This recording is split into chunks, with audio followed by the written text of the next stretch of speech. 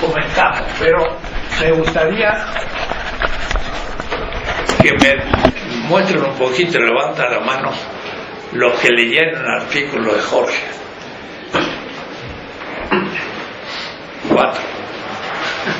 Los demás van a escuchar ahora el tema y no van a entender mucho de lo que se trata. Es decir, habría que insistir en la lectura, ¿no? Tú lo pusimos a disposición y ustedes tenían que acceder. Puede haber otra manera. Dejen el mail y se lo enviamos a su mail. Sí, también unos textos que queramos que se lean.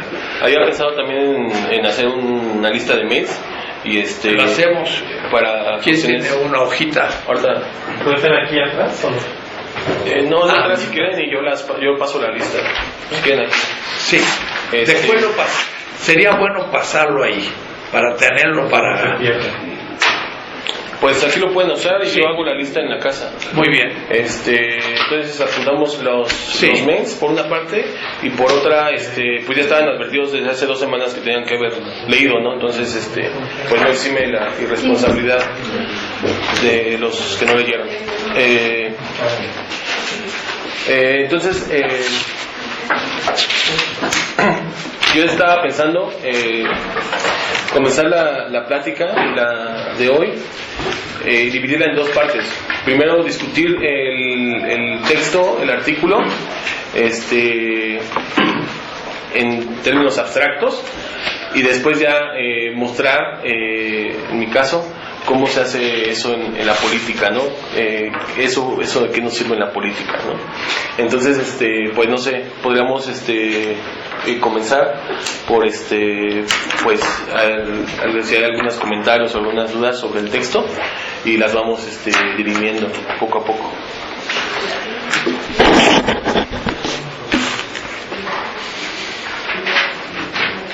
Lo primero, bueno, yo lo estaba leyendo.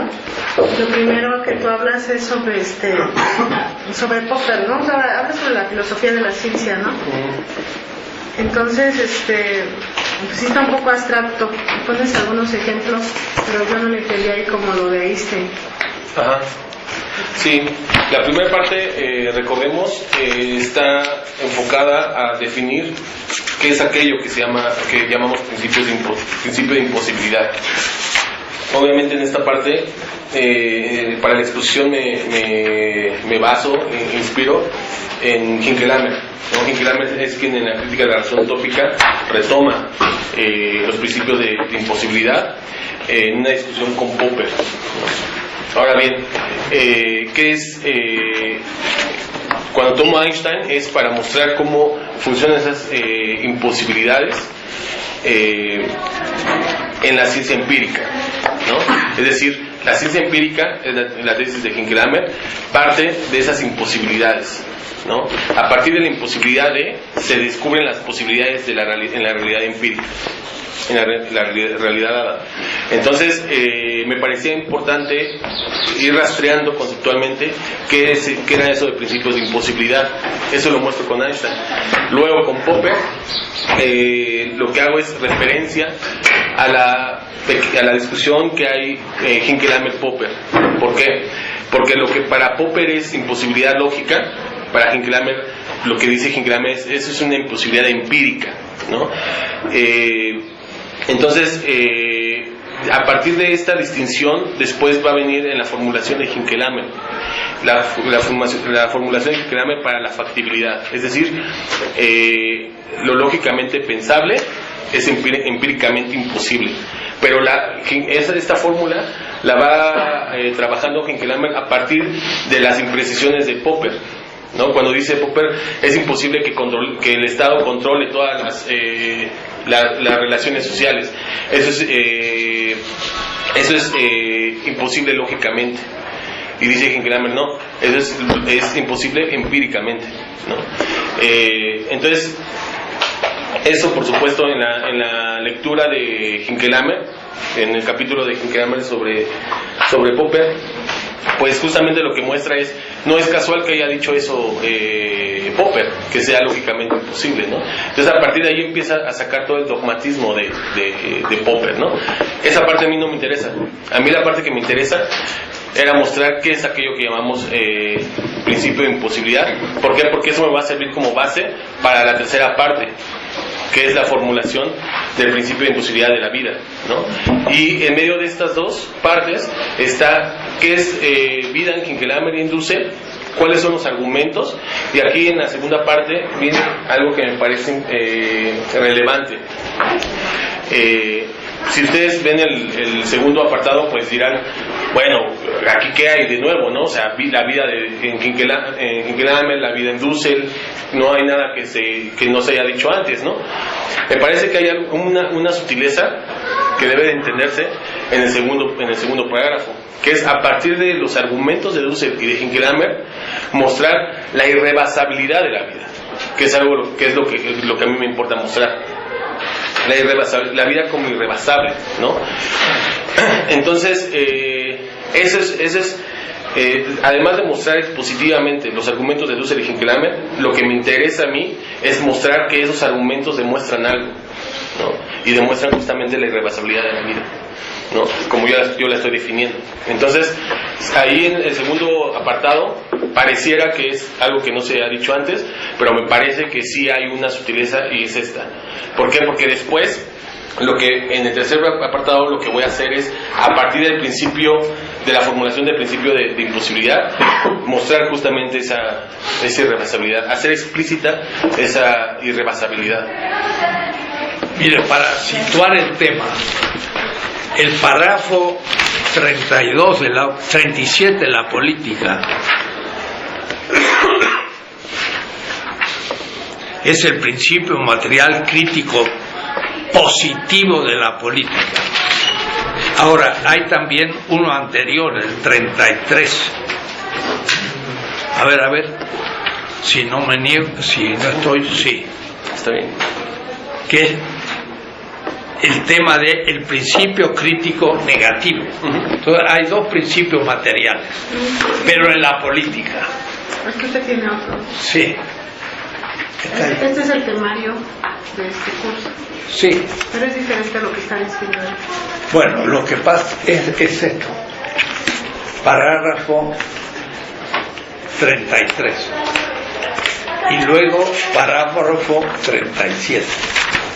Lo que pasa es que en la ética ya se habló del principio material ante Apple, y ahí yo digo, nos queda todavía trabajar más la última justificación del principio material, que es el capítulo de la ética amarilla, el capítulo 1.2, el 1.1, no, el 1.1, perdón, el 1.1, tómalo. El 1.1 justo es el principio material, y digo, queda todavía por efectuarse la fundamentación última del principio. Y yo mismo lo hizo notar, y me acuerdo cuando se presentó la ética ya en 98, 99, el mismo Gustavo Leiva dijo, bueno, esperemos que algún día se justifique por último este principio. Era muy complicado, era una novedad, el mismo Kinkelhammer no lo había planteado como principio, el principio material. Yo lo presenté y iba teniendo argumentos y nos quedó en el aire. Ese principio es subsumido en la ética, en la política. Ese principio material de la ética es subsumido en la política de una manera positiva en el tomo 2, y esos son el parágrafo 24. Ahora estamos en el tomo 3, y en el parágrafo que te mostraba, volvemos al principio material, pero ahora negativo y positivo, crítico. Y yo pienso que Jorge lo que puede hacer es, si le damos que redacte ese parágrafo, diga: quedó todavía en suspenso desde la ética la fundamentación de este principio, tanto en la ética como en el tomo 2. Y aunque no sea el lugar, en el tomo 3 vamos a dedicar unas páginas para fundamentar el principio y luego mostrar cómo funciona aquí en el aspecto crítico negativo y crítico positivo. Entonces ese es el lugar.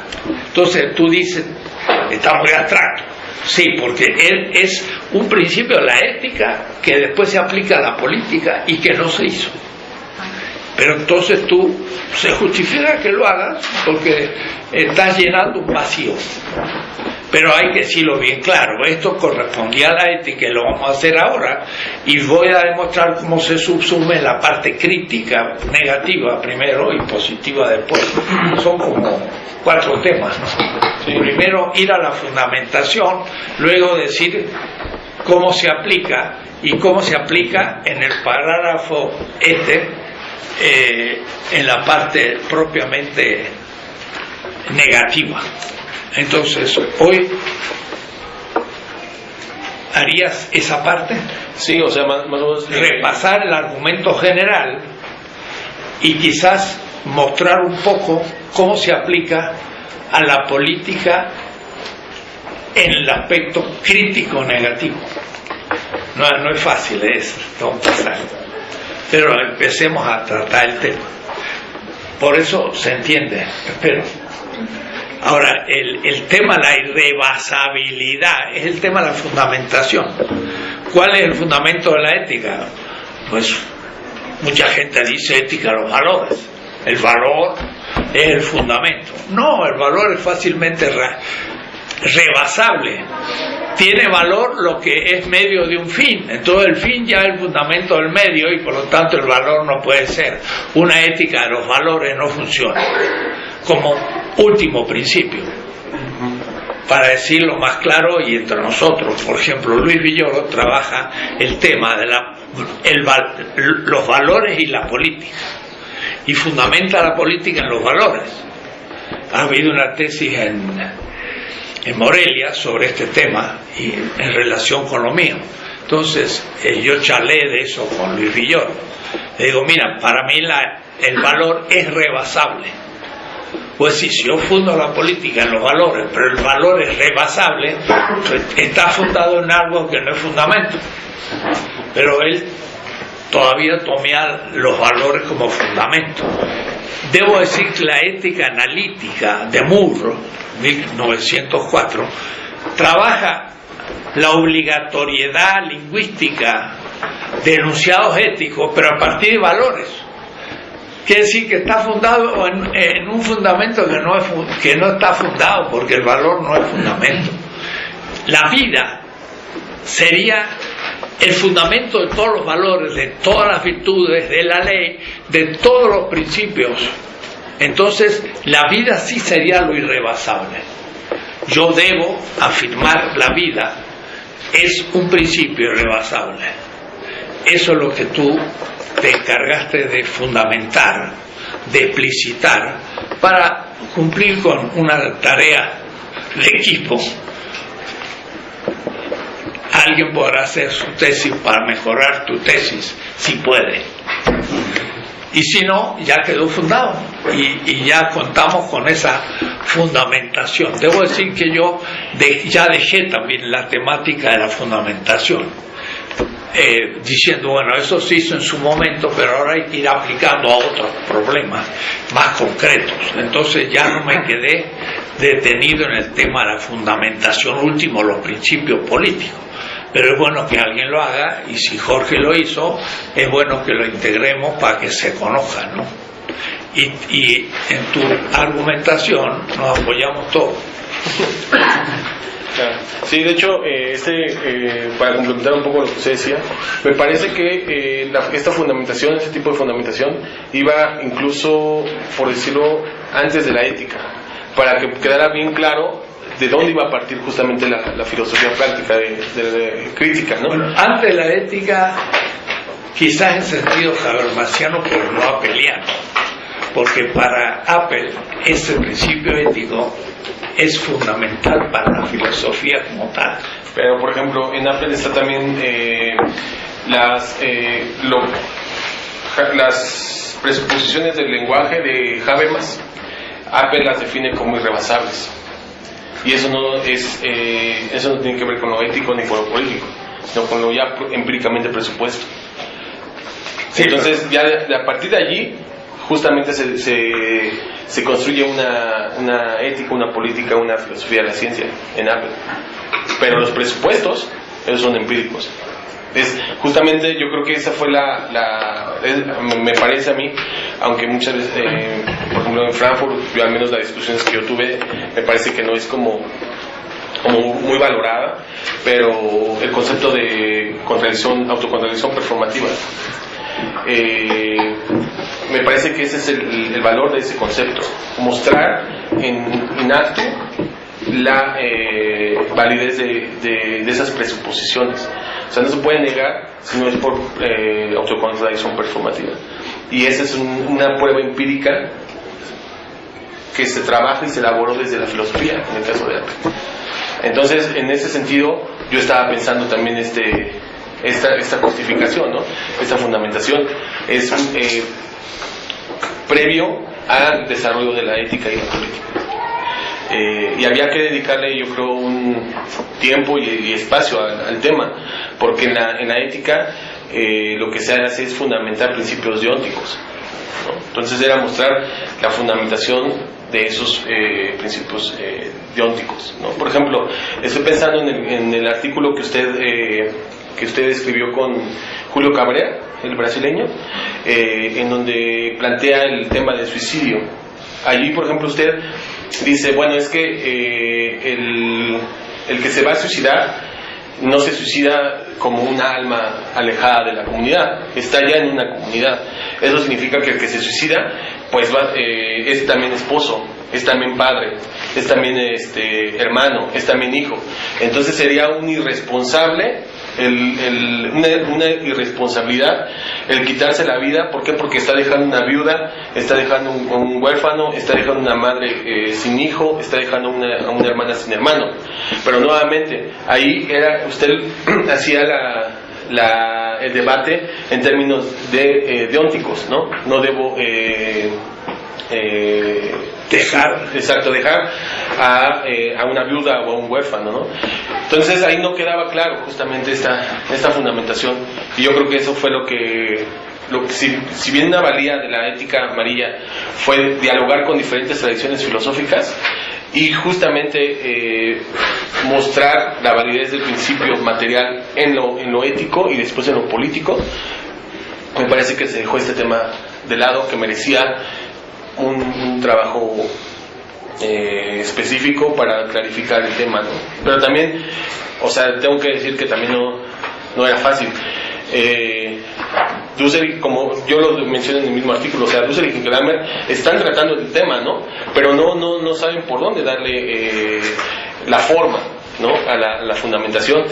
Y bueno, en mi caso tampoco fue que me desperté un día y así, ¿no? O sea, realmente sí implicaba meter un poco de atención. Entonces, expone sintéticamente el argumento. El argumento es... pero, claro, para muchos que no están en el tema, les pasará por arriba y dirá, ¿de qué están hablando esta gente? Sí, igual... Bueno, pero son los temas fundamentales. Después, a partir de él se pueden construir cosas. Sí. Pero sitúate ante algunos que no sepan la problemática. Claro, explicar todo es un semestre, y no una exposición de una hora.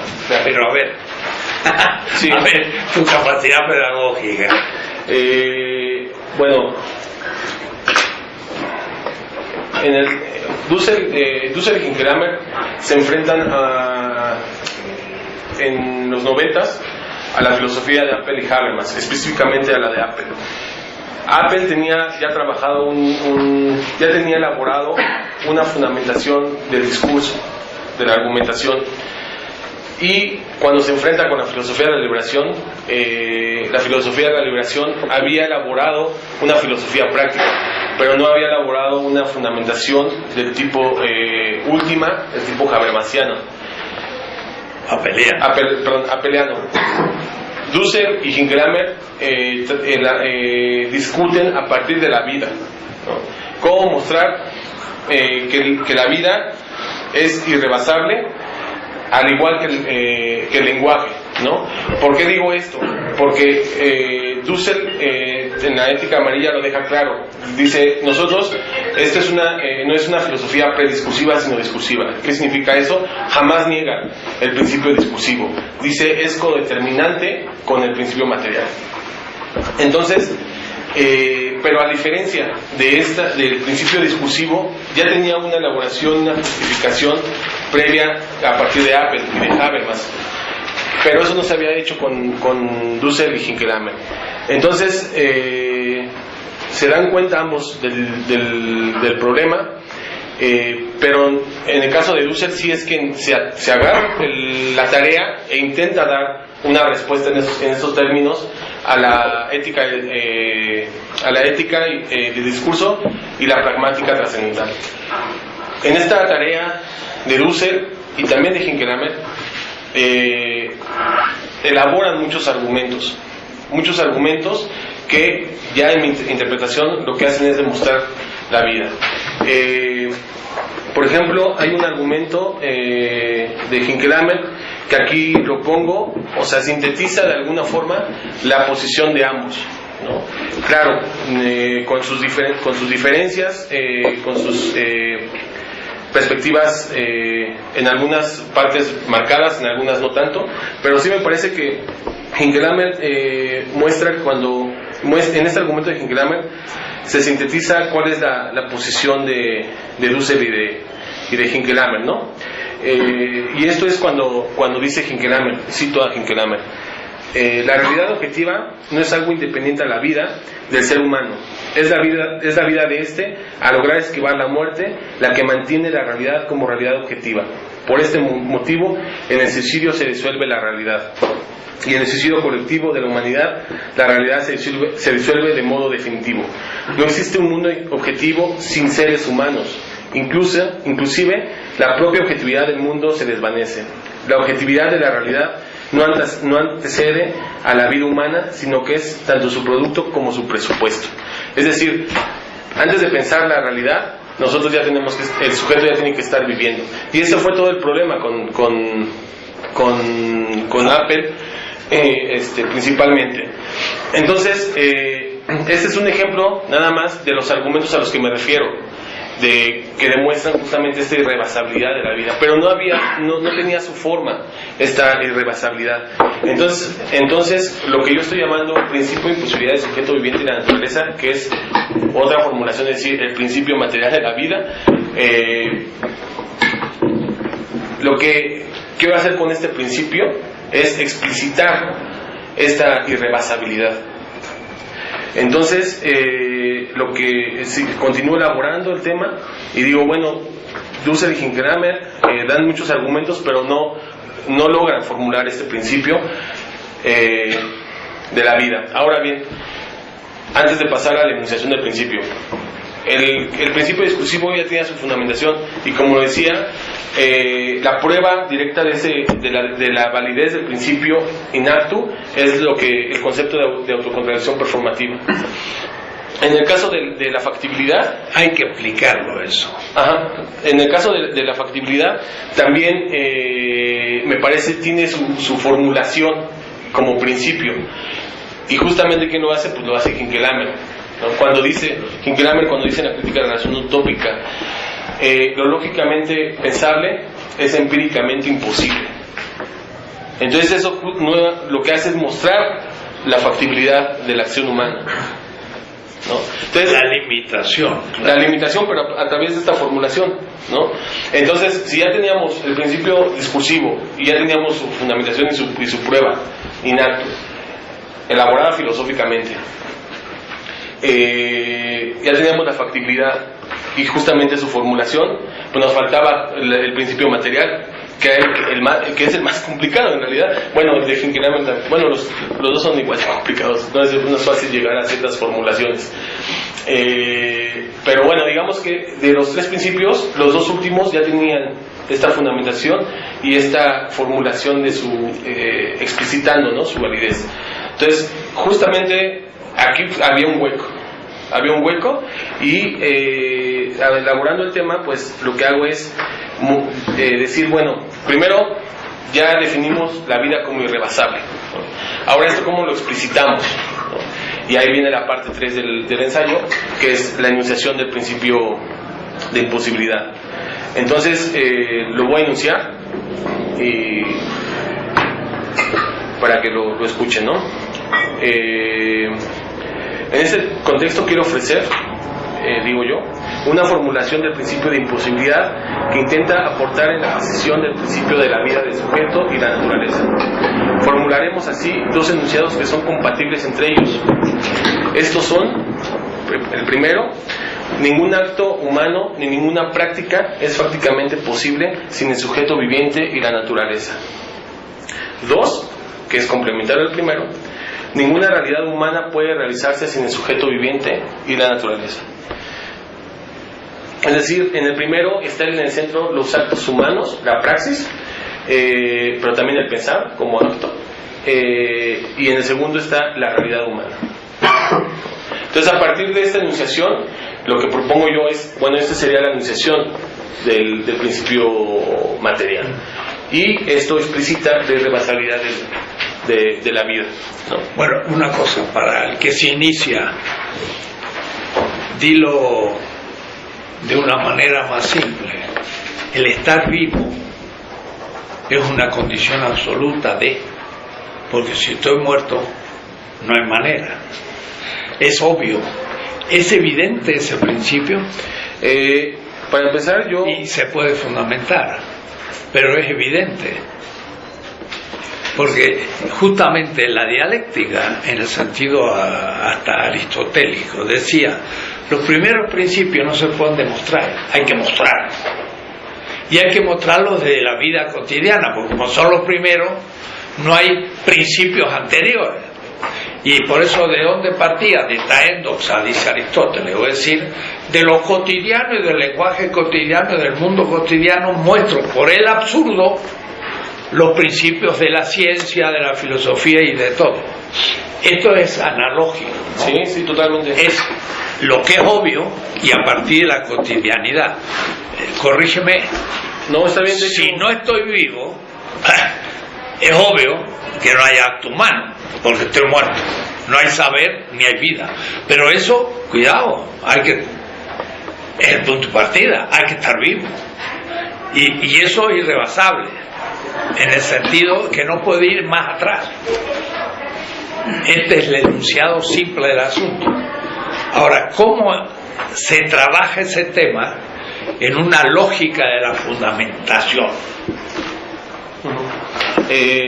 Bueno, ahí justamente la diferencia era no agarrar o tomarnos de la fundamentación apeliana, sino era elaborar nosotros mismos nuestro propio modo de fundamentación. Y justamente por eso comienzo yo con la discusión con la conceptualización de los principios de imposibilidad. Me parece esa es la salida que yo encontré. El principio material tenía que fundamentarse por este lado, que es justamente el tema, en parte, el tema de la crítica de la razón utópica. ¿Por qué? Porque la crítica de la razón utópica lo que le interesa es mostrar la factibilidad de la acción humana, ¿no?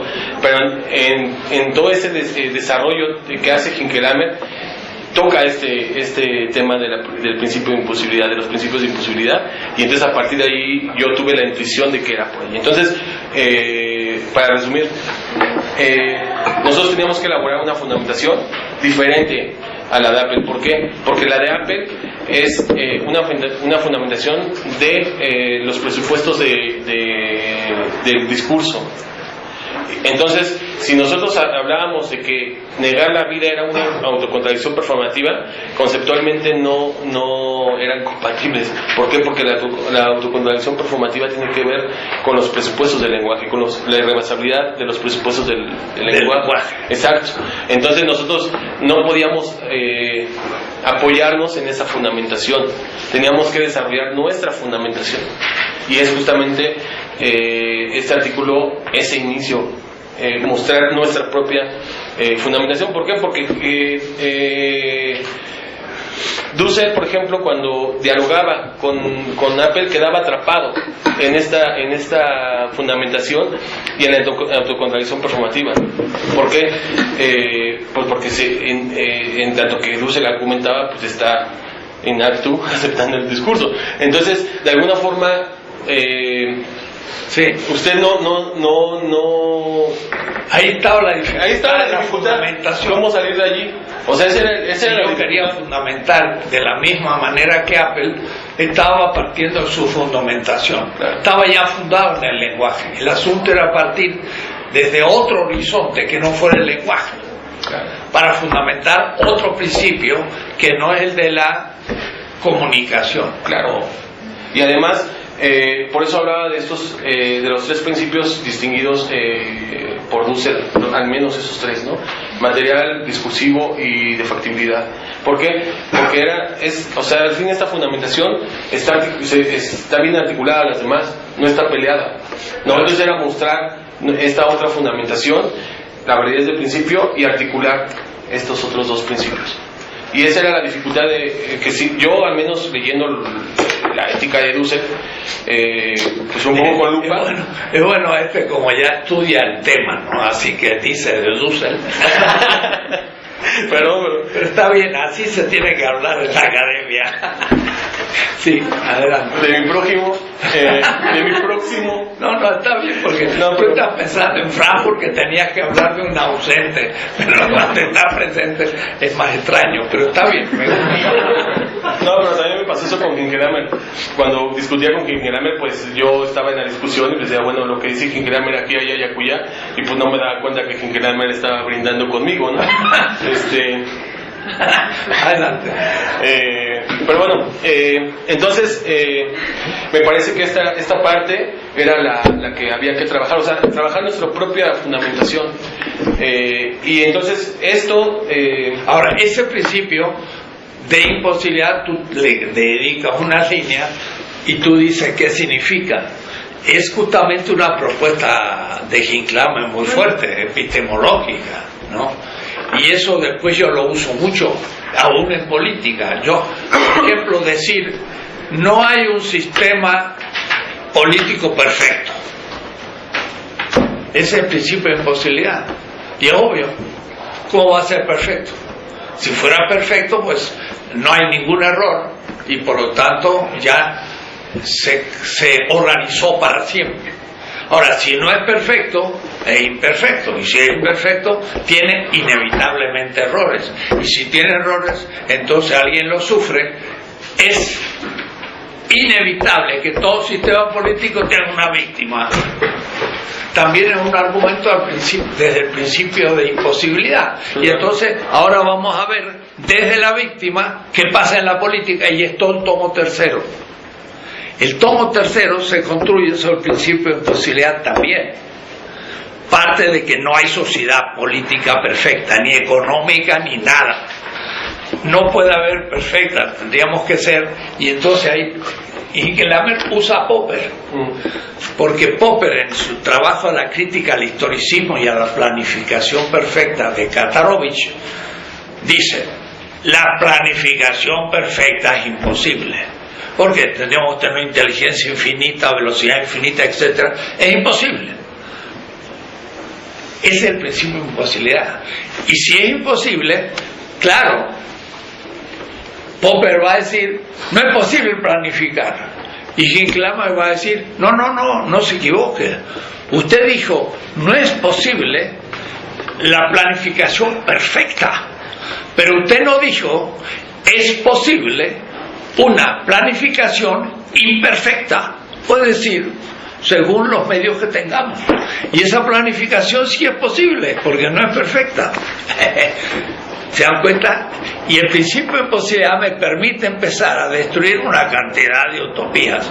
El comunismo es también una sociedad perfecta. Entonces, puede ser pensada lógicamente. Sí, podría haber una sociedad en que todos tengan todo en común, que no haya injusticia, Eso es pensable, pero empíricamente es imposible. Entonces, ¿qué es? Es un postulado. Entonces el postulado se define desde el principio de imposibilidad. Es una cuestión epistemológica en Hincklhammer muy creativa. Y tú te apoyaste en eso para desde ahí hacer la fundamentación. Yo no lo había pensado. Sí, porque sí, estoy de acuerdo, estaba atrapado en querer hacerlo como Apple y era necesario agarrar otro camino. Lo que tú has hecho es agarrar el otro camino y fundamentarlo de otra manera que Apple. ¿Por qué? Porque es otro principio, ya no formal, lingüístico, sino material de vida. Y entonces eran dos principios que necesitaban distinta fundamentación. Y esa intuición en realidad me la dio Apple cuando lo vi cuando tuve contacto con él por primera vez. Él me dijo, ¿quién? Apple, desde mi punto de vista, la contradicción performativa es el concepto más importante que he hecho. Entonces, ahí fue cuando estaba haciendo la tesis de maestría. Ahí fue cuando empecé a analizar realmente qué implicaba todo ese concepto de autocontradicción performativa, y ya fue cuando me di cuenta que no podíamos, primero analizando el concepto de autocontradicción performativa, ya me di cuenta que justamente esto tenía sentido en el principio discursivo, o tenía sentido en el principio material, y ahí fue cuando dije, bueno, ya encontramos que esta no es la solución, ahora ¿cuál es la solución?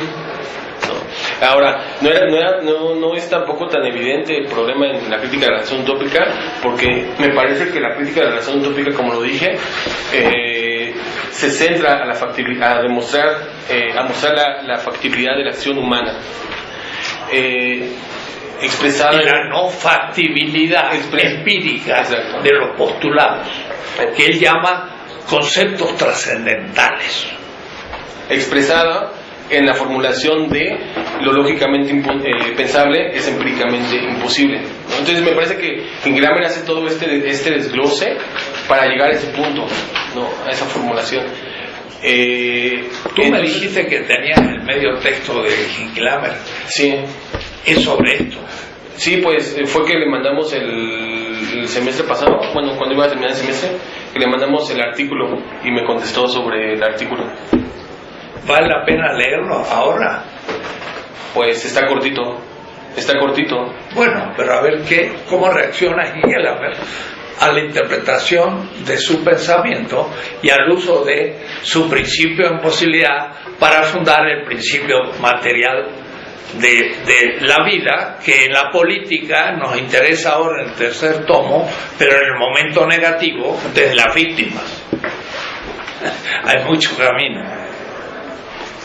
Pero es ya sistemático, no es una cosa cualquiera.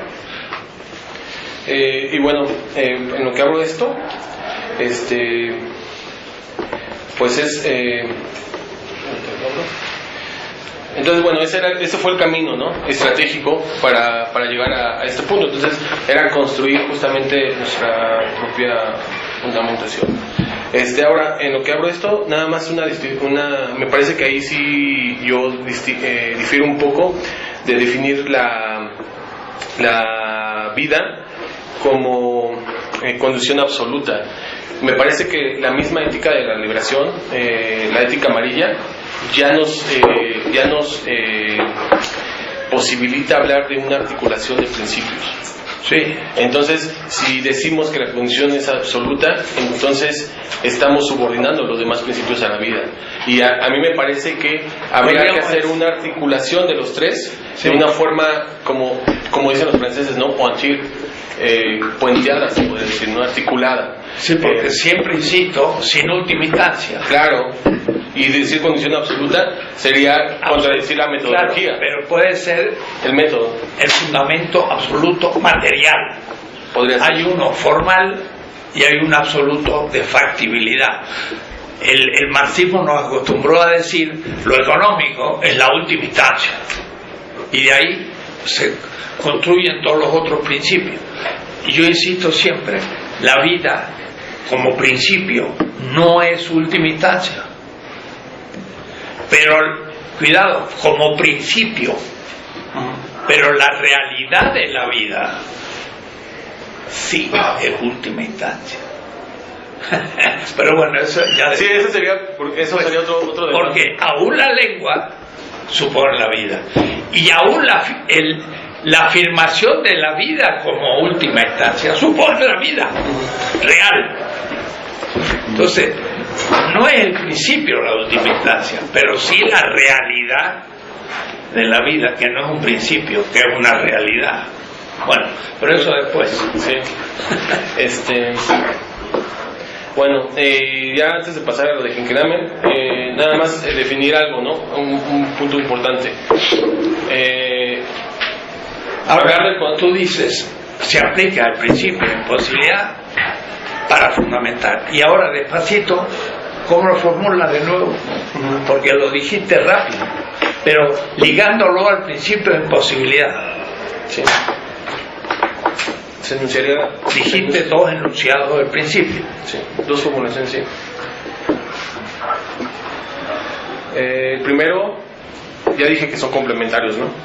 Entonces el primero dice, versa así: ningún acto humano ni ninguna práctica es fácticamente posible sin el sujeto viviente y la naturaleza. Fácticamente posible. Sin el sujeto. No es solo empíricamente. O sea, yo quise poner fácticamente. En vez de fácticamente, no factible. No fáctica. Es lo mismo que empírico. De acuerdo. Ningún acto es posible si el sujeto viviente no está vivo. Y la naturaleza. Lógico. Ahora, la naturaleza, ¿qué significa ahí? La naturaleza es aquello que existe independientemente de lo que nosotros podemos pensar de ella. ¿Y por qué entra en la imposibilidad? Porque justamente ninguna realidad puede ser posible no solamente sin el sujeto, ¿no? Sino también sin la naturaleza. Como principio de vida. Sí. O sea, como la naturaleza no... Yo lo que quise ahí es reconciliar la lógica subjetiva y la lógica natural, no como conflicto, sino como unidas y articuladas para la realidad, ¿no? Entonces, por eso desde el principio está incluida la naturaleza. Pues y simbólicamente sería el concepto de madre tierra. Sí, en eso estoy pensando. No es posible la vida sin la madre tierra. Exacto, y tanto tenemos que crear condiciones de dignidad para el sujeto como también para la naturaleza. O sea, no podemos tratarla como objeto. Esa es la idea. Y el segundo, complementario al primero, sería ninguna realidad humana puede realizarse sin el sujeto viviente y la naturaleza. Entonces en el primero hablamos de actos humanos y en el segundo de realidad humana, ¿no? ¿Por qué? Porque el acto del sujeto crea esa realidad. Y esa realidad pueden ser instituciones, cultura, todo lo que el ser humano realiza. ¿Por qué dividir acto del resultado del acto? Si el acto supone un efecto. Sí, el primero no es acto. Sí, totalmente. El segundo lo pensé como un holístico, hablar de realidad humana en general, y en el segundo enfocarme hacia lo particular, los actos humanos. Y bueno, esa es la enunciación. Y bueno, nada más hablar un poco, quería también definir un poco a partir desde dónde estoy hablando de irrebasabilidad, ¿no? Porque También La palabra alemana, si es la palabra alemana, de ahí lo tomo. dilo, para ir a la etimología. Nicht Hintergeberkeit. Hintergeberkeit. Es importante. Ahí tenemos plumón. Sí.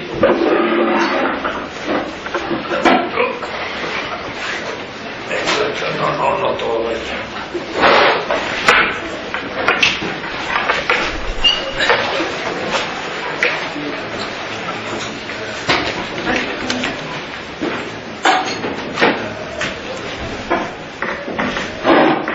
Esta es una palabra muy usada por Apple, que es quizás el lógico más fuerte que hay en el pensamiento alemán y contemporáneo.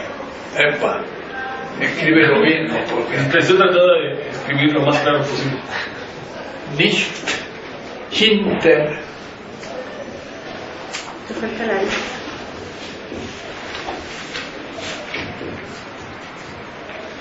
espérate, Nicht Hintergeberkeit.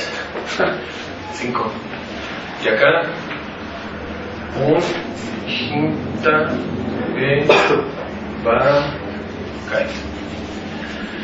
¿Por qué pongo Nicht Hintergeberkeit y a ver, pero traduce cada es no. Hintergehen es, por ejemplo, no eludir, o sea, eludir. Por ejemplo, cuando uno va en Reforma y se encuentra con la glorieta, no puedes eludir la glorieta, ¿no? Pero es no más allá. Ajá, o sea, es, digamos, eludir, ¿no? Sí, pero Hintergehen, eludir. Nicht sería no eludir. Y esto lo que hace es simplemente sustantivizar, no eludir, ¿no? Que sería ineludibilidad. también hinter significa atrás, no poder ir más atrás. Exacto, es que es justamente ese sentido, por eso escribí, aunque esta es la palabra que usa Apple, y bueno, de hecho hay toda una tradición en la filosofía alemana del Nicht Hintergeberkeit, ¿no? Y de ahí justamente Apple retoma, ¿no?, la discusión y él lo reelabora. Pero justamente el sentido de no ir más allá, yo me apoyo más en esta palabra. Sí, mejor. Que es, o sea, no puedes ir más allá, No, puedes rebasar. Ajá. Y esto sí, me parece, se puede traducir perfectamente como irrebasabilidad. Este también se puede traducir como irrebasabilidad, pero también como ineludibilidad. Nicht Hintergeberkeit se puede traducir como ineludibilidad e irrebasabilidad. Pues Pero sí. me parece que aquí nada más entra esta traducción, irrebasabilidad, por esta prefijo. Sí, para mostrar, llego hasta aquí y no puedo ir más allá. Sería este sería contrario a este, sería más bien como el ejemplo que me decía Apple, ¿no? Para ejemplificarlo. O sea, es el no poder ir ahorita más allá de la pared. Y me parece que ese movimiento lo expresa más un Hintergeberkeit. En cambio, ir hacia adelante, sí ya podemos apoyarnos del Hintergeberkeit. Entonces, yo cuando hablo de irrebasabilidad en los textos en alemán, yo uso esta, ¿no? Esos son los principios que no se pueden demostrar porque es lo que no tiene detrás y se parte de la vida cotidiana y de algo obvio, es decir, evidente, que no puede negarse. Es decir, ¿cómo va a actuar alguien si está muerto? Tan tonto como es. Pero ahí está el punto. Yo no puedo hablar sin estar vivo. Sí, Y eso es lo que le planteó Hinckelhammer a Apple en San Leopoldo. Exacto. Le dijo, si decidimos suicidarnos, eso es irracional. porque eliminamos al sujeto posible de discutir la cuestión de los principios. Y ahí que decía, por ejemplo, Apple, a eso ya es un argumento. Y ya está bien. Ahí que tenía que ceder, o sea, no ceder Hinckley, sino que ahí justamente los atrapaba nuevamente en su lógica, porque dice Hinckley, Apple, perfecto, pero eso ya es un argumento. Y ya lo supone la comunidad, pero viva. Entonces ahí eran los problemas, ¿no? Eran los problemas, cómo salir de allí. Claro. Y bueno, entonces, de hecho, quería detenerme un poco en lo de rebasabilidad, porque yo lo tomo a partir, no desde la cuestión meramente cotidiana, que se pudiera hablar así, sino que en realidad, nuevamente de Apple. Y Apple es quien desarrolla toda esta problemática de rebasabilidad metódica. Entonces, se aúna lo que usted está comentando. El problema de la irrebasabilidad metódica tiene que ver con la demostración, el mostrar, tiene que ver con el mostrar los puntos de partida, como dice Apple, certeza intuitiva. Certeza intuitiva. Es decir, puntos de partida como certeza intuitiva. Entonces, yo tomo toda esta discusión para hablar de la irrebasabilidad. O sea, no lo hablo así nada más, sino que tiene como un trasfondo, pues, ¿no? Y en el caso de Apple, pues era claro que los presupuestos del lenguaje eran irrebasables. De hecho, Apple los define como que es condiciones irrebasables del argumento, de la argumentación. Sí, y lo objetamos, pero la vida es la condición irrebasable del hablar. Ajá. Pero cómo lo formulábamos, ese era el problema. Entonces, entonces nada, sí quería decir eso de la irrebasabilidad, para mostrar que en realidad yo lo vengo retomando la discusión a partir de una discusión específica, ¿no? ¿Por qué? Porque hay otro significado de Hintergehen, y es que pues se puede decir en alemán, alguien viene atrás de mí, pero no tiene que ver eso con esto, ¿no? O sea, este es una término filosófico, técnico, ¿no? O sea, no tiene nada que ver. Bueno, si quieren, para más o menos despertar algunas dudas o comentarios de parte de ustedes, si quieren leemos lo de Hinckley. Sí, está cortito. lo interesante es esto. Ustedes dirán, bueno, esto es muy abstracto, no tiene nada que ver con lo que nos interesa. Vamos a ver cómo se va a ir desencadenando, y va a ser una cuestión fundamental en la política. Vamos a ver. Ahorita ya voy a ir hablando un poquito ya de la política. Bueno, ¿desde el mero comienzo o me salto? ¿Qué? ¿Lo de Hinckley? Sí. A ver qué. Ya lo había, creo, leído con usted. Dice, le mandé el artículo a Hinckley y Hinckley me respondió el mail, ¿no? Me dice, querido Jorge, bueno, me dice querido, ¿no? Ya es algo, pues, ¿no? Me quiere. Leí con entusiasmo el texto. Me parece muy bueno, muy adecuado el final que desarrollas. Muchas veces se te ocurren formulaciones excelentes. Luego, en la forma, como presentas la problemática de la vida, implica una respuesta a Heidegger. Heidegger presenta al ser humano como un ser para la muerte. Su vida es una vida que vive la muerte. Con eso quita al ser humano sus raíces, que son precisamente la vida. En Heidegger, ahora, la vida es Dasein, que se constituye por la Geborgenheit, el estado de arrojado, ¿no? El arrojamiento. Eso dice que no hay raíces.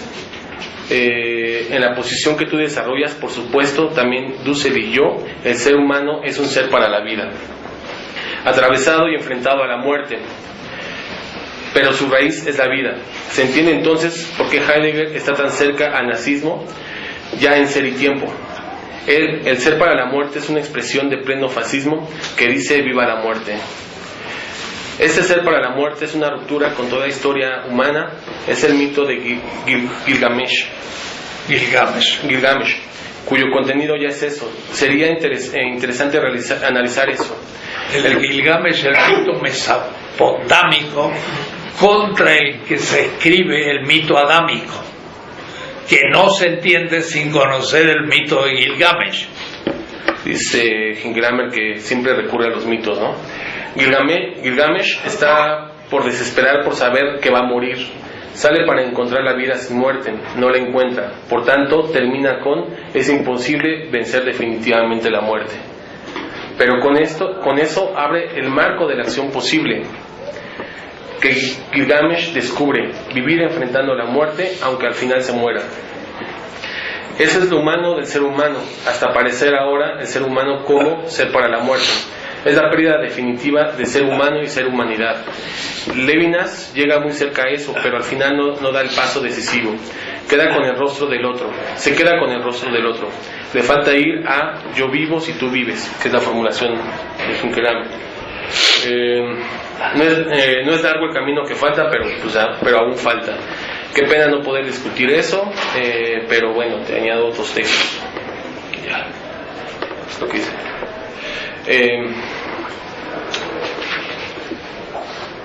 Bueno, hasta aquí un poco la discusión, y pues no sé si ya no hay como algunos comentarios o dudas del texto. Pues podríamos pasar un poco a hablar de cómo yo lo veo en la política, ¿no? Pero no sé si alguien tenga alguna duda o comentario.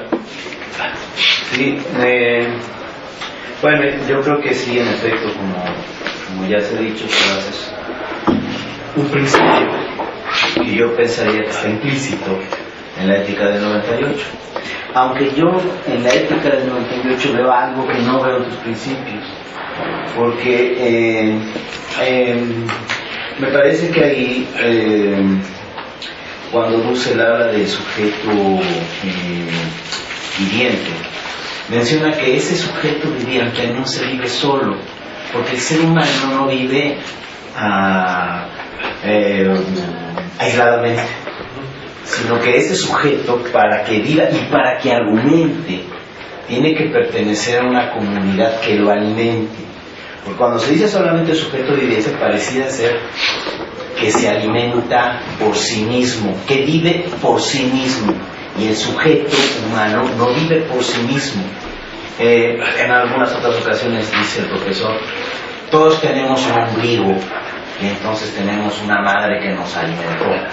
Claro, y esa madre pertenece a una comunidad.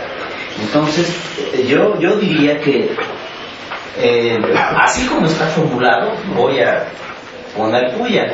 No me parece tan irrebasable el sujeto que tú estás planteando. Porque yo, para que esté irrebasable, enfatizaría que ese sujeto pertenece a una comunidad que le da la materialidad que lo alimenta y que lo hace ser viviente. Bueno, aquí en ese sentido de sujeto viviente, ¿qué significa? Lo que significa el sujeto viviente, el sujeto que está viviendo, ¿no? En ese sentido. Ahora, que ese sujeto vive en comunidad, por supuesto, pero el sujeto está viviendo. Es lo que queremos demostrar. Ahora, eso que tú dices se podría elaborar bien a partir del principio discursivo, que ya implica la intersubjetividad, ¿no? La comunicación discursiva, justamente en Apel y Habermas, ya implica la intersubjetividad. Entonces, yo por eso dije, o sea, faltaba la fundamentación de esto, pero no está peleado con ninguno de estos otros irrebasabilidades, ¿no? Como por ejemplo la intersubjetividad, la comunidad misma, ¿no? En ese sentido yo no lo tendría peleado entre eso, o sea, al contrario. Para mí, justamente por eso decía, yo no comparto con decir que la vida es condición absoluta, porque yo veo más una articulación y concatenación de irrebasabilidades y de principios, ¿no? Ahora bien, pero lo que está diciendo, la comunidad no sería solo lo intersubjetivo y lo lingüístico, sino la corporalidad misma viviente. ajá, supone la comunidad a un nivel material. Lo que yo más bien diría es que cuando yo digo que el sujeto es viviente, implícitamente estoy diciendo que es la comunidad la viviente como realidad, porque además la puedo decir en la discursividad intersubjetiva, que sería el lenguaje. Porque también el lenguaje no puedo hablar solo, tengo que hablar con alguien, y sería justamente lo pragmático. Puedo decir que cuando digo el sujeto, el acto supone la vida, es la vida comunitaria. Es la vida, pero la vida comunitaria. Sí, y tú en otras ocasiones dices, hay un sistema material que hace que para que argumente, tiene que comer. Claro. ¿No?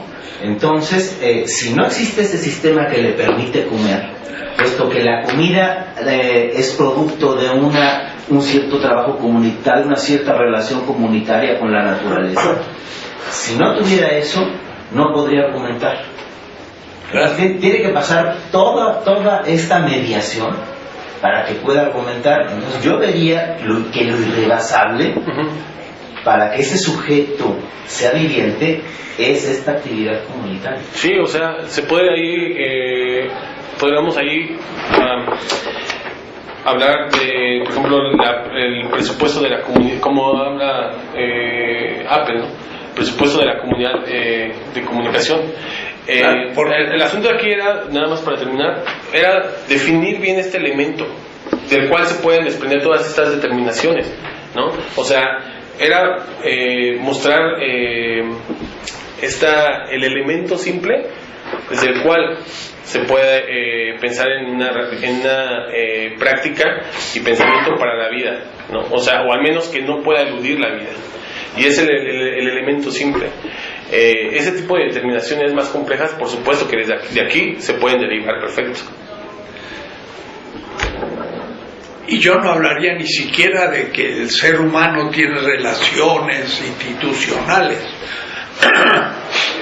La vida del sujeto es comunitaria en su realidad material, porque supone a nivel genético toda la herencia, pongamos. Es decir, es una cuestión constitutiva material. Y justamente, mira qué interesante, no va a ser esa la mediación para la política. La aplicación de ese principio en la comunidad. Y no solo eso, sino que, como tú incluiste la naturaleza, también la naturaleza está implícita en la propia vida, porque es producto de la evolución de la naturaleza. O es decir, que también la naturaleza no está meramente ante mí, sino que está constituyéndome. Y la comunidad también me está constituyendo en su realidad, a priori. Y eso sería el pasaje a la política, porque ahora sería tomar en serio y explicitar esa comunidad y el manejo de la realidad, que es la económica, y empezamos a ver la aplicación o la substitución del principio en la política. De hecho, un poco continuando la respuesta a Mario, yo de alguna forma veo un esquema en el cual al menos distingo tres irrebasabilidades: la vida, la intersubjetividad y la factibilidad. En la intersubjetividad estamos hablando de la comunidad, la vida del sujeto, la naturaleza, la factibilidad, la finitud humana. Y bueno, eso lo había comentado en una clase el semestre pasado. Para mí estas tres se dan simultáneamente. O sea, son irreversibles, que no podemos ir más allá de ellas, ¿no? Normalmente la discusión es si es el lenguaje lo irrebasable, si es la vida lo irrebasable, o si es la finitud humana lo irrebasable, ¿no? Normalmente esa es la discusión que se da entre diferentes primados de la filosofía, ¿no? Para mí, me parece que, y aquí inspirándome un poco en la ética amarilla, para mí las tres se dan simultáneamente, pero sí hay que diferenciarlas. O sea, distinguirlas analíticamente pero eso, el distinguirlas no significa disociarlas, que ese es el problema, ¿no? Por ejemplo, muy al principio de la discusión Apel, Hinkelhammer, Dussel, en realidad el enfrentamiento era más fuerte. ¿Por qué? Porque cada uno defendía un primado, uno la vida y el otro el discurso y el lenguaje. Entonces era simplemente dar argumentos para justificarse cada uno, y entonces lo que había, los argumentos no se podían articular, sino que se encontraban. ¿Quién fue el que entendió esto después? Dussel, cuando la ética amarilla formula el principio material, el principio discursivo, intersubjetivo, validez intersubjetiva, diría usted, y el de factibilidad. O sea, me parece que Dussel es el que se da cuenta que hay estos tres de los cuales no podemos ir más allá. ¿Sí? ¿Por qué? Por una razón. Por ejemplo, para mí, creo que la formulación de Dilthey muestra lo que es el sentido de irrebasabilidad. Y Dilthey dice, el pensamiento no puede ir más allá de la vida. El pensamiento no puede ir más allá de la vida, dice Dilthey. ¿Y qué diría, por ejemplo, un racionalista o un filósofo del lenguaje? Pero ¿cómo estás descubriendo eso? Lo estás ya descubriendo a través del pensamiento y el lenguaje. Pero puede ir contra la vida, ¿no? ¿Cómo? Puede ir contra la vida. Porque la guerra... ¿El pensamiento? Sí, el pensamiento puede ir en contra de la vida. Sí, pero el pensamiento no puede ir más allá de la vida, como punto de partida, ¿no? O sea, lo que está haciendo ahorita es reaccionar al racionalismo, ¿no? Entonces, ahí, ¿qué dirían? Bueno, es que ¿cómo estás haciendo esa formulación si no es a través del lenguaje? Entonces lo que estás presuponiendo no es la vida, sino el lenguaje. ¿Me explico? Entonces es un ir y venir. Entonces por eso me parece que la salida que le da Dussel de mostrar estos tres elementos articulados, o sea, no ni en conflicto ni nada, no articulados, pero metódicamente distinguidos, ¿no? Y eso fue lo que traté de hacer acá, ¿no? Más o menos por allí sería, ¿no? O sea, sería acá, serían presupuestos, ¿no? Ambos, los tres, ¿no? Pero sí metódicamente distinguidos, porque pues, no podemos trabajar de otra forma. Entonces yo así digo, ¿no? Ahora, Dussel, te digo que tiene este esquema, lo tiene bien Dussel, pero me parece que nuevamente había como esos problemas a partir de una fundamentación deóntica de la acción, ¿no? Sabía que formularlo de otra forma, ¿no? Y bueno, en ese caso, Apel tiene muchas cosas sobre la irreversibilidad de la intersubjetividad, o bien también habla de el pensamiento siempre ya intersubjetivo, ¿no? Y en el caso de Hinkelhammer, pues de factibilidad, y me parecía que había que meterle más elaboración teórica a lo de la vida, ¿no? Entonces, con esto me contesto, o sea, para mí son tres simultáneas, ¿no? Tres simultáneas que no están disociadas, pero que sí se tienen que metódicamente trabajar analíticamente bien cada una para distinguirlas, no para mantenerlas en conflicto. Omar, creo que tenía alguna pregunta. Porque tú dirías que tu propuesta, por supuesto, es una explicitación analítica de los principios, pero a su vez una articulación, digamos, lejos de conflictuar, explicita, insisto, con un argumento analítico que mucho hace falta, digamos, al formalismo filosófico. La muestra la veíamos, por ejemplo, en Castro Gómez la semana pasada, en donde me gusta mucho cómo dices, desde ciertos primados de la filosofía, hay como un miedo a los vitalismos, ¿no? Decía Castro Gómez, platicando, decía, bueno, yo vengo de una tradición alemana y se le tiene mucho miedo a los vitalismos. Entonces, aceptar como un principio material irrebasable la vida hace como mucho escándalo a ciertas tradiciones o primados filosóficos.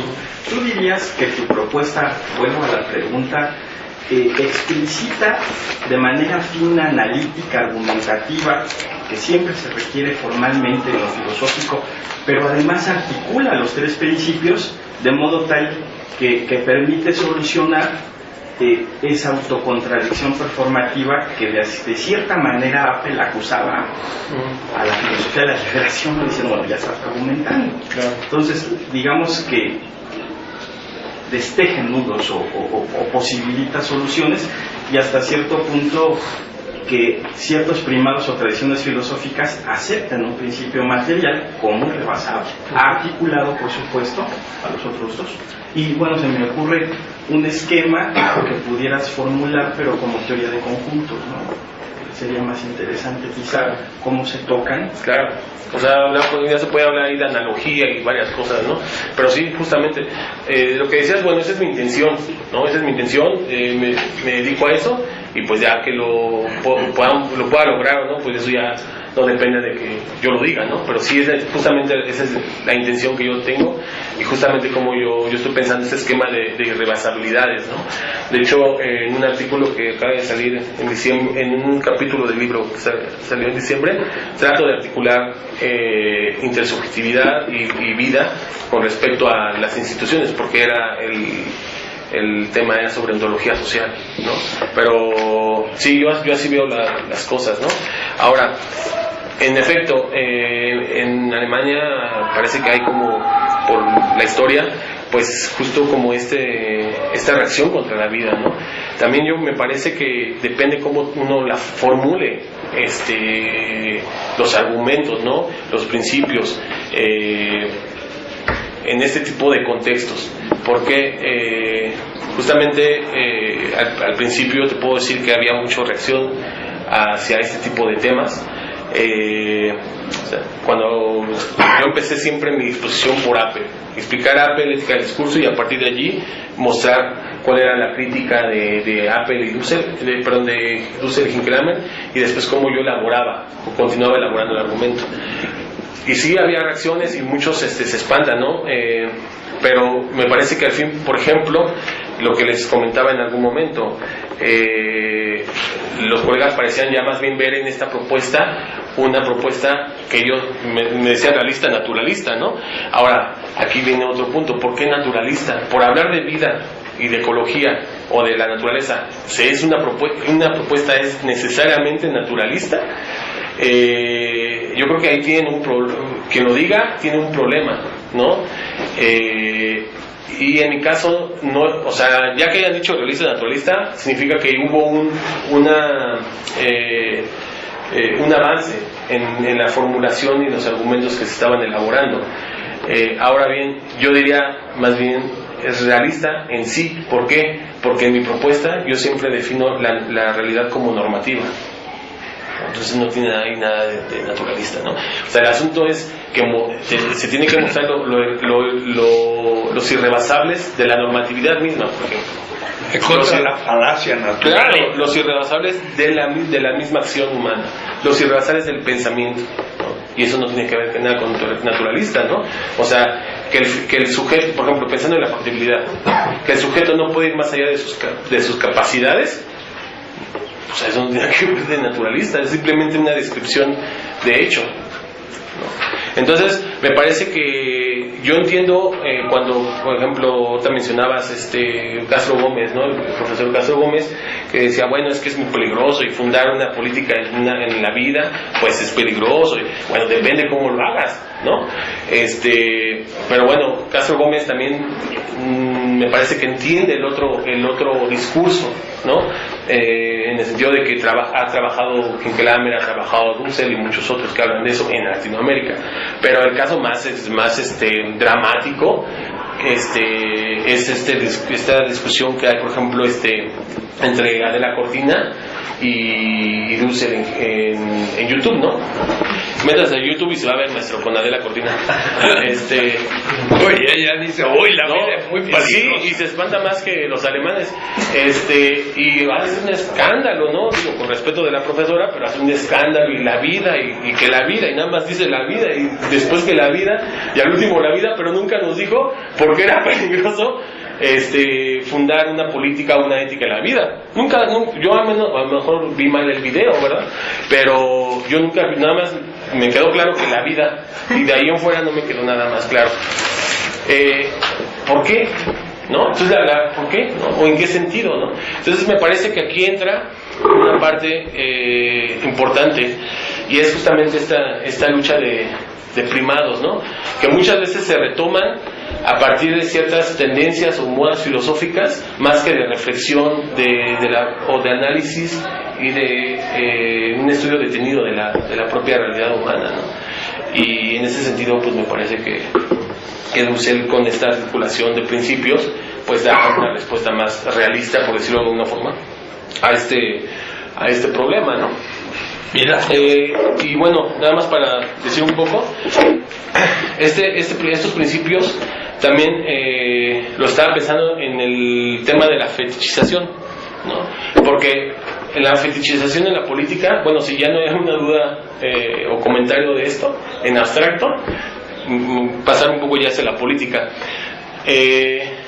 Yo estaba pensando en el concepto de fetichización más en Hinckley que en Dussel. ¿Por qué? Por ejemplo, Dussel define en la política la fetichización del poder como la autorreferencialidad del poder del político, ¿no? Al sujeto elegido, sí, al representante.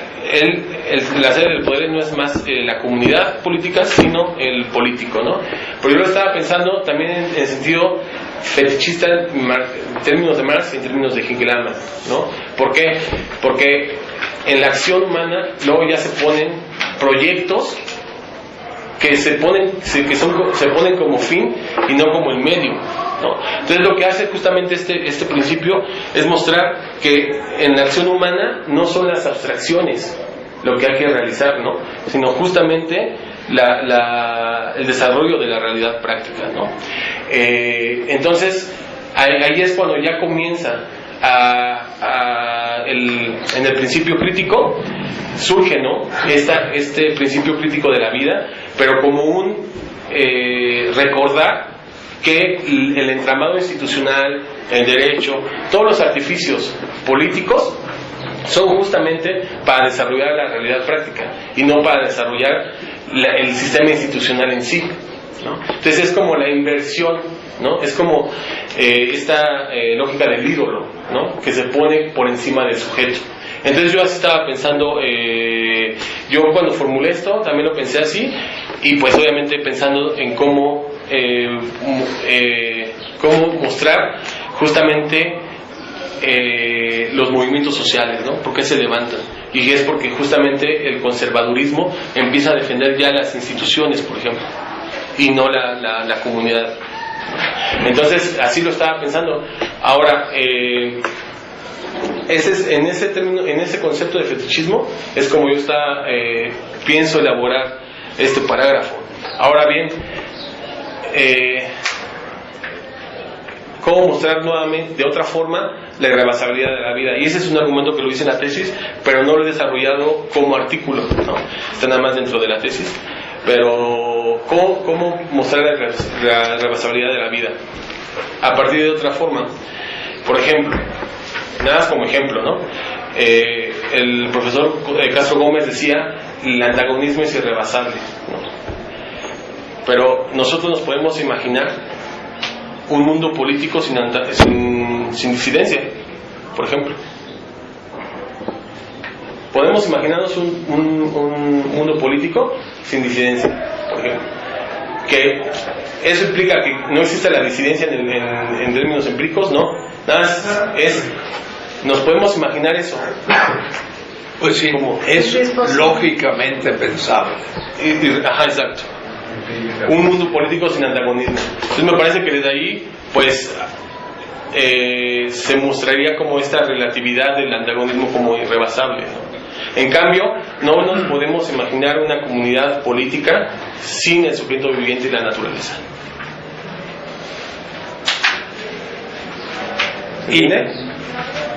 Y también sin la comunidad. Sí. Y por eso Hinckley dice, yo soy porque tú eres. Un momentito, antes de pasar, hay 4 temas. Mira, primero, como tú dijiste, la articulación del principio material, el formal y el de factibilidad, todos se determinan, pero cada determinación es distinta. La determinación aquí es determinación material, o es decir, la vida, es el tema de la razón, pero también el nivel formal determina lo material, porque discutimos cómo afirmar la vida, y a su vez el principio de factibilidad también determina medio fin a los otros dos. Si son imposibles de realizarse, tú lo puedes pensar, pero si no lo realizas, pues sí, hay una mutua determinación, pero con distintos contenidos. Primero. Segundo, estos son principios éticos, pero el campo político es uno de los campos. También puede haber un campo económico. El asunto, en la terminología de Apple, usa la palabra aplicar los principios.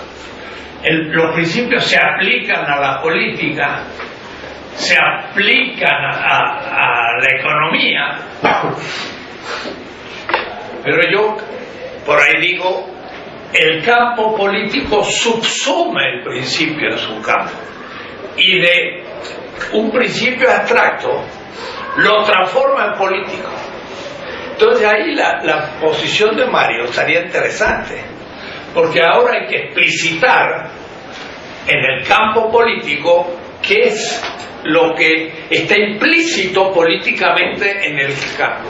Y por ejemplo, la comunidad está implícito, pero que hay que explicitarlo, y de una manera especial.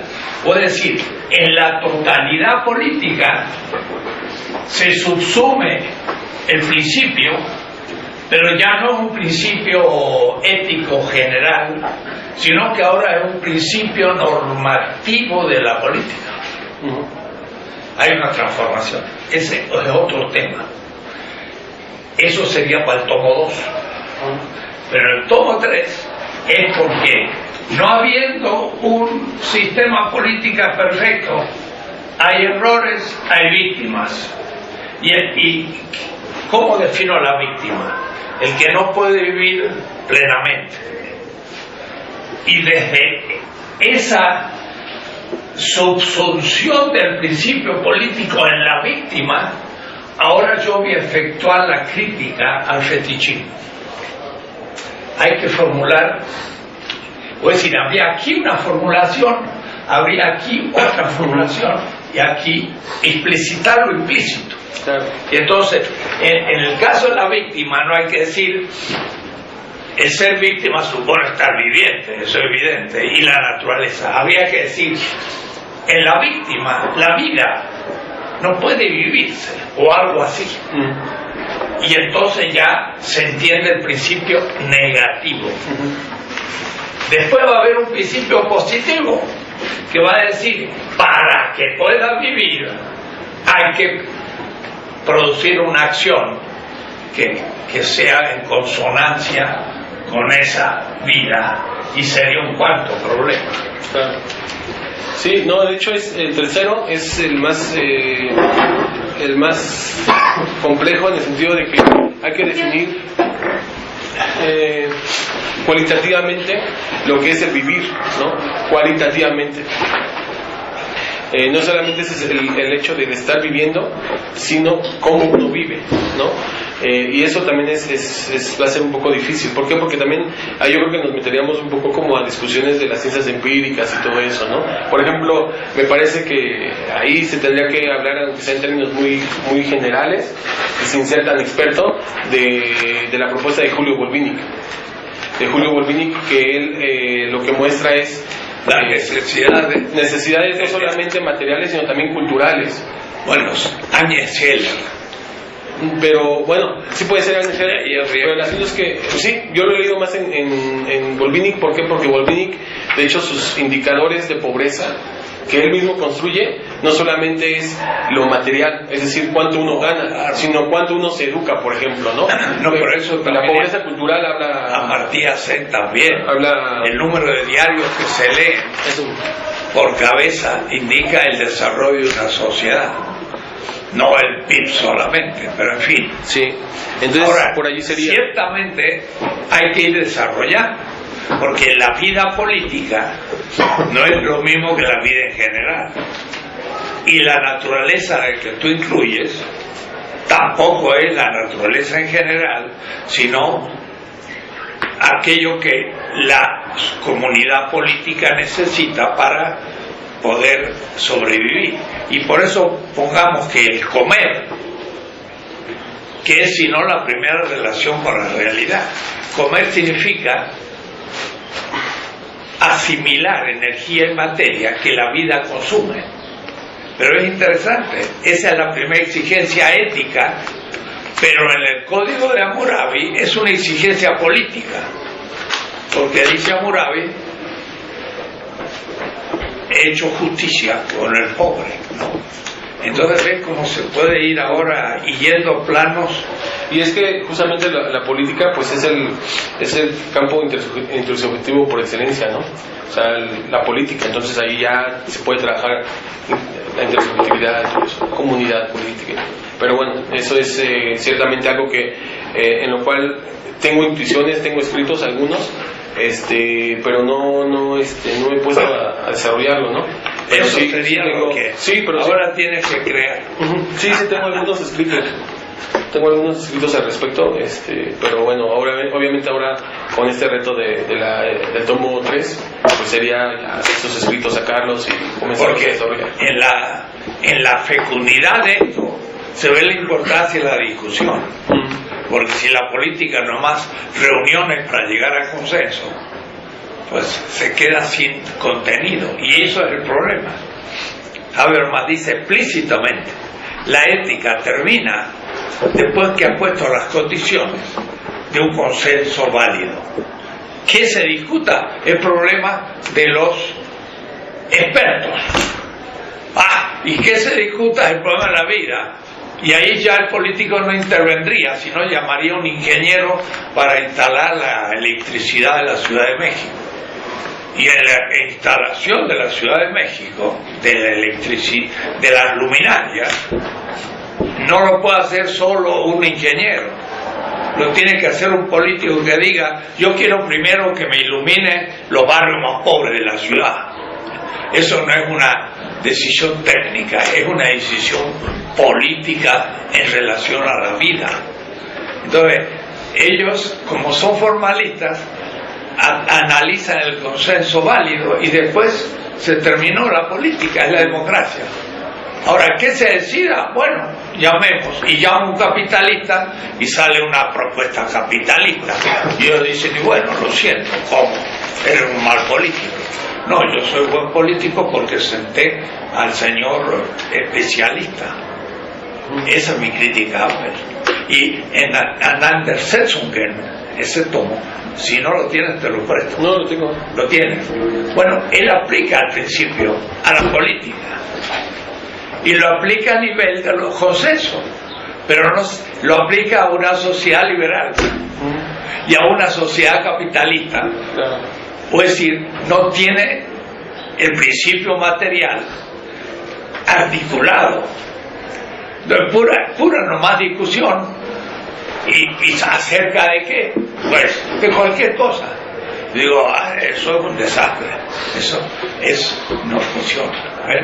Pues si es a nivel político crítico que se ve la ineficacia de ese lenguaje abstracto, ¿no? Y por qué hay que fundar el principio vida para poder decirles: no, el asunto era un sistema de justicia con contenido material. Ahí hay que hacer unos pasos de explicitación en ese parágrafo. Primero lo negativo, y el positivo es después el mismo, pero ahora debo crear un sistema donde la vida se desarrolle. Entonces, se va explicitando el principio abstracto en la política en sus distintos momentos. Y ahí se ve cómo funciona. Y eso no se ha hecho, claro.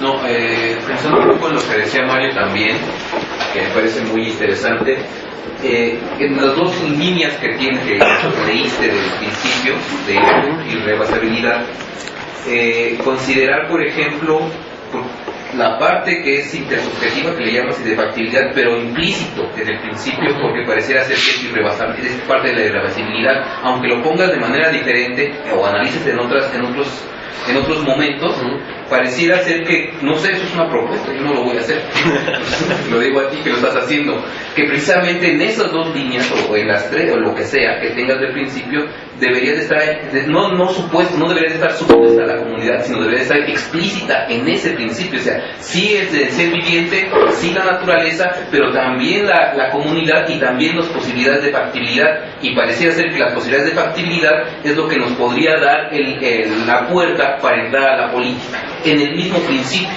sin tener que separarnos. No sé si eso se puede hacer. Pues es que más bien eso sería ya formulado en la política. O sea, fundar un principio político en este otro principio empírico. Y esa reformación con la comunidad pues, sería más, yo lo veo más viable ya hablando de la política. Ahora, qué lástima que sea Mario, porque Mario, no te vayas, ya se fue. El asunto es que yo había pensado también en realidad humana. ¿Por qué? Porque hay realidades humanas que se desarrollan como comunidades, pero hay también realidades humanas que se desarrollan como sociedad, por ejemplo, ¿no? Entonces, si tú hablas de presuponer la comunidad, excluye las otras realidades humanas. Entonces, por eso había yo pensado más hablar de realidad humana, ¿no? Entiendo cuando hablas de la determinación simple o de lo simple, sí. ¿sí? Y lo quieres dejar ahí, pero aún ahí considero que es rebasable la comunidad, y no solamente como política, sino que también esos dos elementos que están analizados de manera distinta, me parece que son irrebasables y que deberían estar explícitamente, pero no lo sé, a lo mejor. Es que yo creo que, te voy a decir una cosa, sí, el asunto es que yo creo que Apple eso de alguna forma lo elabora, la presuposición o el presupuesto de la comunidad como tal. Me parece que eso ya está un poco elaborado por Apple, y no estaba esta otra parte elaborada. Como digo, o sea, no es que estén en conflicto, sino que en mi perspectiva siempre van concatenadas, ¿no? Simultáneamente, ¿no? Pero sí analíticamente distinguirlas. Y nada más antes de que el profesor comente, por ejemplo, la factibilidad sí está en el mismo principio. Cuando digo no es posible, y eso ya es factibilidad. Y lo de comunidad, yo pensaría más, se podría pensar en alguna formulación. Yo creo que no me enfoqué en ello, y yo creo que tampoco es, digamos, tan urgente, porque eso ya está de alguna forma trabajado. Hablar de comunidad y eso, y de la presuposición de la comunidad.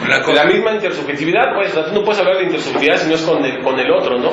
Entonces, en mi ética, el principio material lo defino en la comunidad y por último de toda la humanidad. ¿Por qué? Porque lo propio del vitalismo de izquierda es afirmar la humanidad. El vitalismo de derecha afirma la nación, el grupo contra los otros. Entonces, justamente lo de izquierda del vitalismo es la humanidad. Entonces, es contra Hitler. Le digo a Hitler, Alemania es importante, sí, pero también Rusia, y también los judíos, no los puedes matar. El Trump dice, vamos a afirmar Estados Unidos. Eso es un derecho. Tenemos que afirmar Estados Unidos y la humanidad. Pero la humanidad se lo deja. Entonces, no voy a hacer que el principio, la comunidad esté a los tres niveles. Que sea la comunidad materialmente hablando, formal y de factibilidad. Un concepto analógico. Y están los tres. está muy fácil, porque cuando hablamos del viviente, tiene que ser comunitario. Ahora, la sociedad podríamos definirla un modo de la comunidad, pero no pensando que pueda haber algo que no sea comunitario. Y en eso Hegel mismo elabora el término, y Apple, ¿no? Sale el solipsismo moderno, dice comunidad de comunicación, listo, él lo tiene, pero para lo formal, yo lo apliqué para lo material. Y Marx dice, imaginémonos una asociación de hombres libres, que es una comunidad, Gemeinschaft. Creo que está incluido en la definición, y hay que hacerlo mucho más explícito en la política, pero yo ya en la ética lo puse. Está interesante. Pero la comunidad tiene un momento material, reproducción de la vida, tiene un momento formal, justamente la lingüisticidad, y de factibilidad. Es posible que yo sea si tú eres. La formulación de Hegel es al nivel de la factibilidad de nuevo. No es posible que yo sea solo. Y de ahí el ombligo del que yo me refiero, que es biológico, comunitario y también pues estratégico. De hecho, ahorita que salió esto de comunidad, yo aquí lo digo también, que en la forma en que yo estoy viendo el sujeto viviente, y aquí digo que es justamente comunitario, o sea que sí. Lo digo en el artículo, no sé si lo checaron o no, pero sí, yo sí. Pero ahora en la política, por supuesto, no, aquí es más claro, ahí la política es intersubjetiva, hay que publicitarlo propio. Sí. Y en todos los campos prácticos, sea económico, sea de género, de raza, de todo funciona comunitariamente. Y la otra pregunta para usted, profesor, que nos voy a responder es que tendríamos que partir en la política de versión del tomo 3 de un estado fetichizado. Un estado fetichizado. Se tendría que partir de eso para poder ver los grados de criticidad. Ya presuponer el Estado fue en el tomo 2, digamos, de toda la institución formal, pero presuponerlo ya fetichizado, no que se va a fetichizar, sino ya está fetichizado, y en ese instante empezar a desarrollar el tomo 3. Sí, por eso el parágrafo 30 es la fetichización de todo, y en lo crítico es contra ese fetichismo. Sí. En la vida fetichizada, pero desde la derecha o la extrema izquierda, y en fin. Bien, aquí está en el artículo lo que comentaba. En el caso, digo en la página 2, en el caso de la pragmática trascendental, la irreversibilidad es el lenguaje y la argumentación, y con ello una comunidad, intersubjetividad. No podemos ahora profundizar en esta problemática, aunque compartimos esta aportación de Apple, o sea, que compartimos justamente la comunidad, ¿no? Pero en la lingüística hay que aplicarlo a la... Claro, pero, o sea, comunidad e intersubjetividad. O sea, no necesariamente lingüística, intersubjetividad como tal. De hecho, por ejemplo, Honneth, ¿no? Honneth también ha desarrollado su teoría de la intersubjetividad, ¿no? Sí, pero... lingüística, de hecho. La subjetividad es quizás más débil que la realidad misma. Es que nuestra realidad es comunitaria, a nivel físico, neuronal, porque somos una especie entre las especies reales. Pero ya se nos hizo más de las 4 y resultó exacto, muy bien el tema. Ya tenemos abierto el panorama, es el parágrafo. El asunto después es